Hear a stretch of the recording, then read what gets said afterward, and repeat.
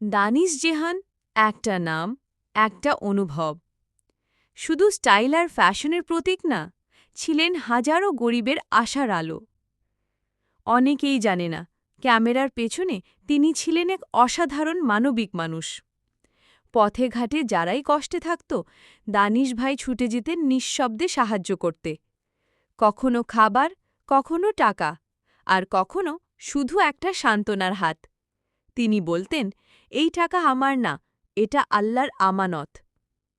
গরিবকে সাহায্য করে কখনো ভিডিও বানাতেন না, কারণ তার উদ্দেশ্য ছিল মানুষ, শো অফ না। ২০১৮ সালের ২১ ডিসেম্বর একটা দুর্ঘটনা কেড়ে নেয় এই হৃদয়বান মানুষটাকে। লক্ষ মানুষের চোখ ভিজে গেছিল। সোশ্যাল মিডিয়া যেন একদিনের জন্য থেমে গেছিল। আজও যদি কেউ কোনো গরিবকে সাহায্য করে, একটা নাম মনে পড়ে, দানিশ জেহান। সে চলে গেছে, কিন্তু তার ভালোবাসা রয়ে গেছে আমাদের মাঝেই। মানুষ শুধু দেখে গ্ল্যামার, কিন্তু খুব কম মানুষই জানে এই নায়কের আসল গল্প। তোমার হাসি আজ আর নেই, কিন্তু চোখের জলটা আজও বয়ে চলেছে।